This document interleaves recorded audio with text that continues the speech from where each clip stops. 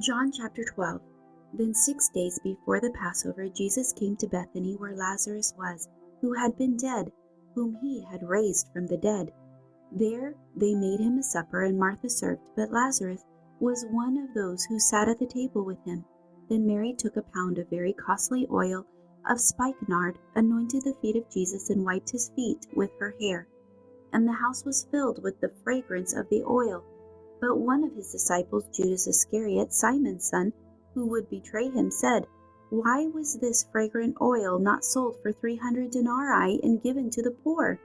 This he said, not that he cared for the poor, but because he was a thief, and had the money box, and he used to take what was put in it. But Jesus said, "Let her alone. She has kept this for the day of my burial. For the poor you have with you always, but me you do not have always." Now a great many of the Jews knew that he was there, and they came, not for Jesus' sake only, but that they might also see Lazarus, whom he raised from the dead.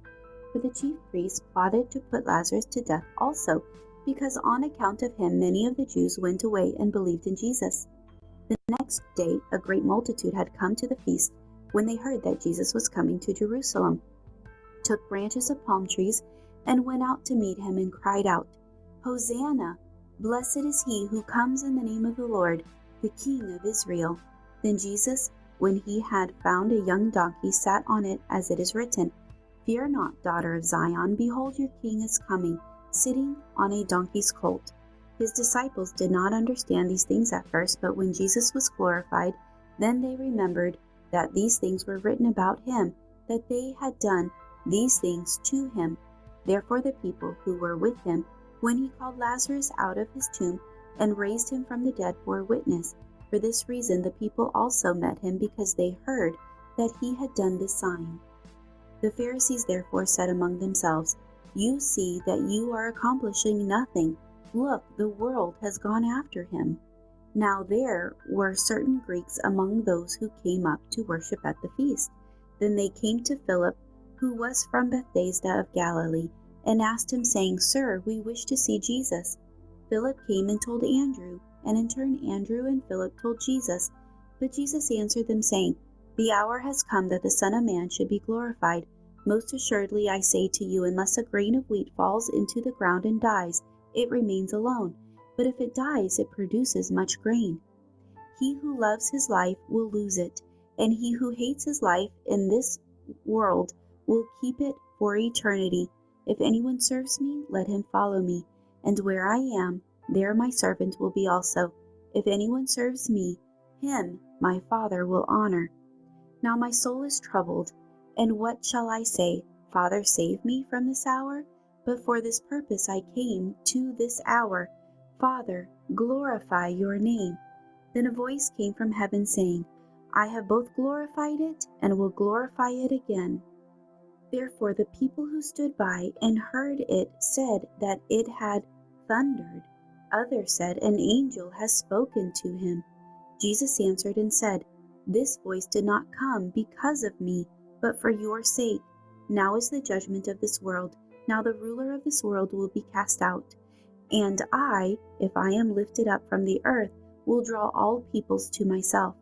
This he said, signifying by what death he would die. The people answered him, "We have heard from the law that the Christ remains forever. And how can you say the Son of Man must be lifted up? Who is the Son of Man?"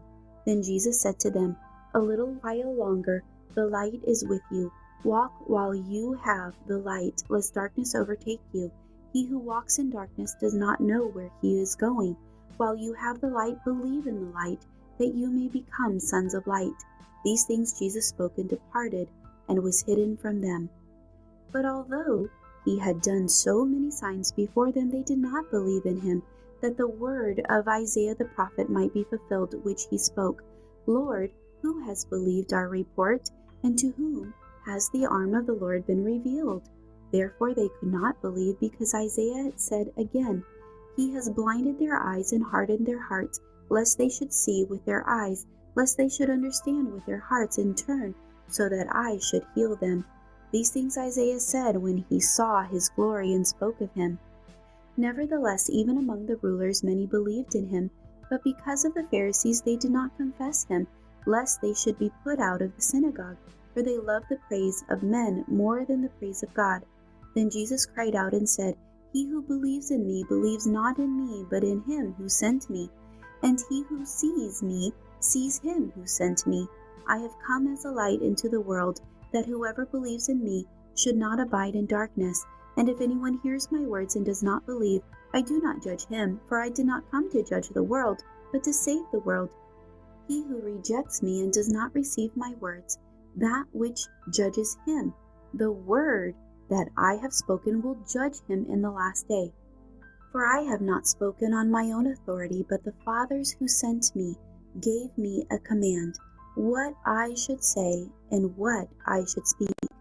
And I know that his command is everlasting life. Therefore, whatever I speak, just as the Father has told me, so I speak.